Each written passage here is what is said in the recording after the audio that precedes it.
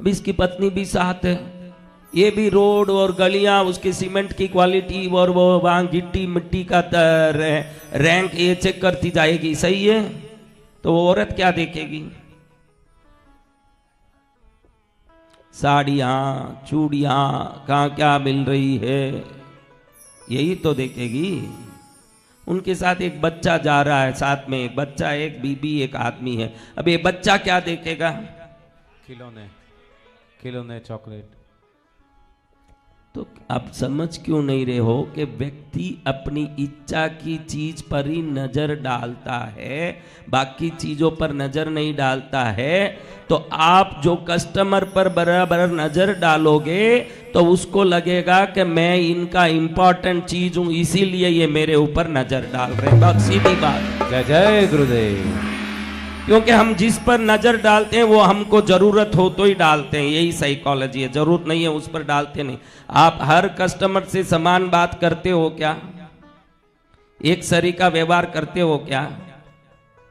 लेकिन जब हम हर एक को इंपॉर्टेंसी देने लगेंगे, हमारा हुनर इतना तगड़ा हो जाएगा कि आप रेगिस्तान से भी पानी निकालने की कला सीख लोगे उसके बाद। जय जय गुरुदेव।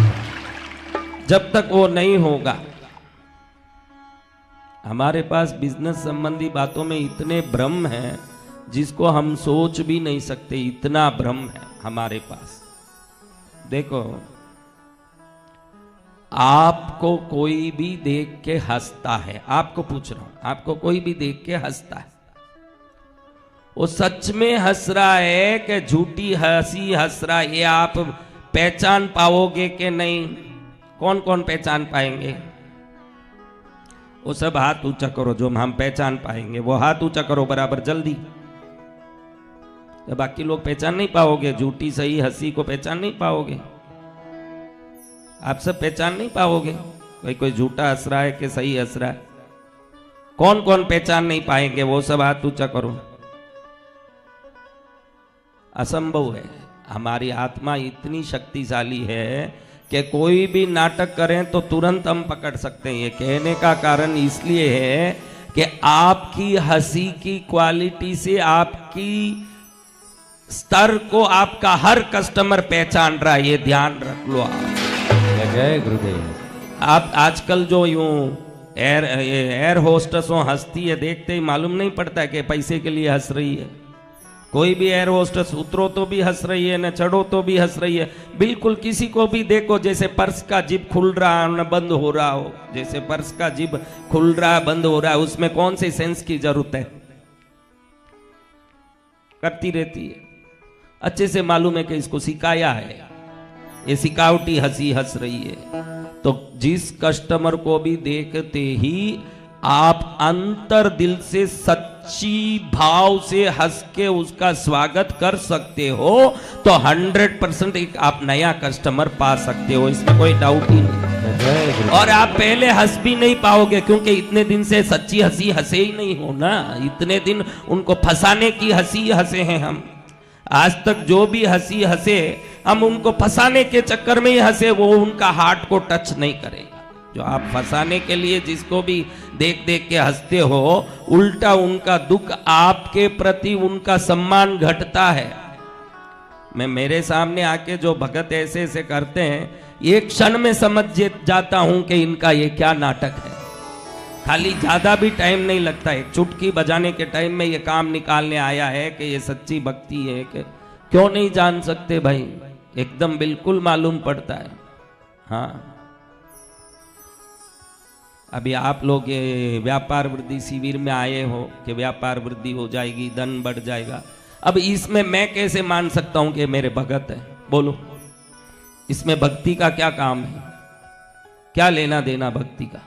ये तो आपका धंधा बढ़ाने, आपका हुनर बढ़ाने आप आए हो। इसमें मेरे भगत भी होंगे, वो मैं मना नहीं कर रहा, लेकिन इस शिविर में मेरे भक्त होंगे मैं एक्सपेक्ट करूं तो मैं पागल ही तो हूं। हाँ, आप ये ध्यान रखिए कि दुनिया आपसे इंपॉर्टेंसी चाहती है। क्या चाहती है?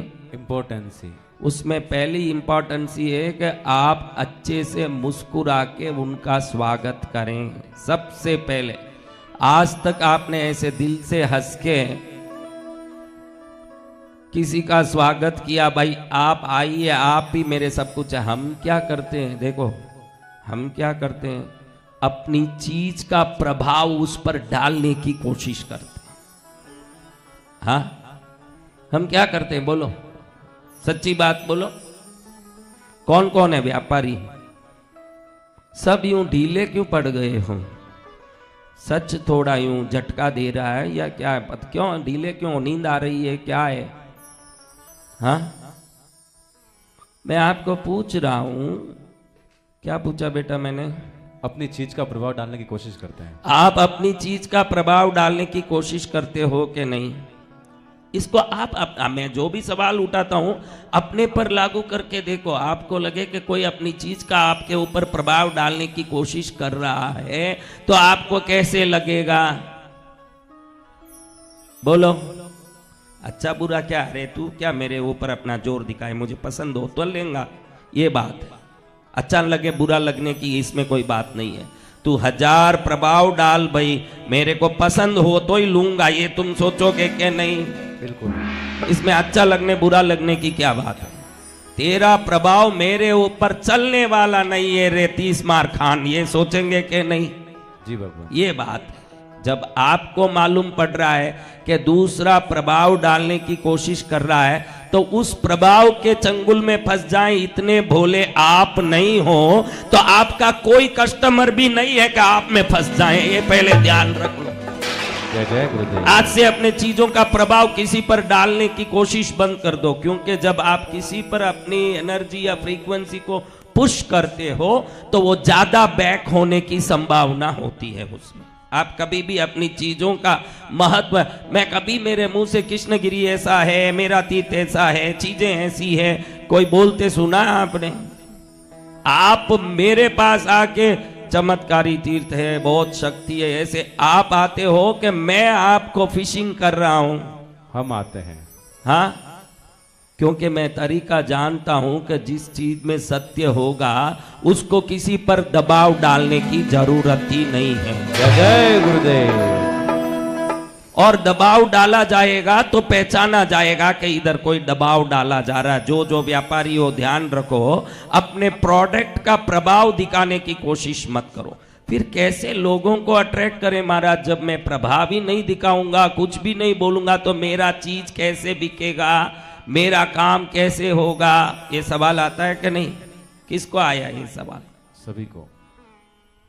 2-4 कोई आ रहा है, बाकी किसी को आया नहीं।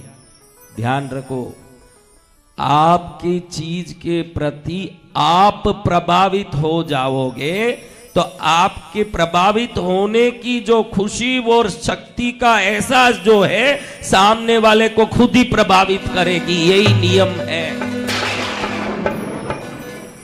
आपको खुद को प्रभावित होना पड़ेगा, दुनिया को प्रभावित करके कोई फायदा नहीं है। कपड़ा बेच रहा है, मेरा कपड़ा, कोई बोल सके खोटा हो तो देखूं, ये जब आ जाएगा हम लोग कैसे छाती ठोकते हैं, अरे तू क्या पद्मावती के पास जाता है, पद्मावती इधर ही है, मेरे में और पद्मावती में कोई फर्क बता दें फिर देखो। ये 100 बार कहता हूं, क्यों? मेरे प्रोडक्ट का प्रभाव मेरे ऊपर पहले है, दुनिया में अपने आप आएगी। वो प्रभाव दुनिया में बाद में अपने आप आएगी। तो प्रोडक्ट का प्रभाव डालने जाएगा तो कस्टमर बैक होगा। जिस दुकान में भी मक्खियां उड़ रही है या घूम रही है तो निश्चित वो लोगों को फिशिंग करने की कोशिश करता रहता है हरदम, और खुद ही अपने ब्रांड पर प्राउड रहता है। आपका प्राउड, आप किसी चीज को खाते हो, देखो समझो एक सैंपल, कृष्णा स्वीट का मैसूर पाक मैं खा रहा हूं, मेरे सामने संकेश खड़ा है,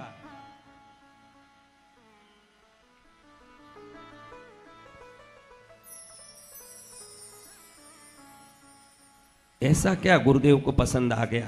देखेगा तो सही, क्या देखेगा मेरी थाली में? हा?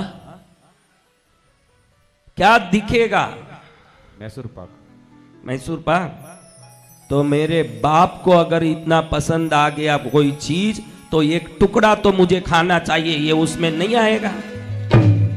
तो पहले बाप को पसंद आना, जो चीज का ओनर है उसको अपना प्रोडक्ट इतना पसंद आना कि कस्टमर उसको लेने के लिए वो एक टुकड़ा तोड़ने के लिए तड़पे। यही बिजनेस।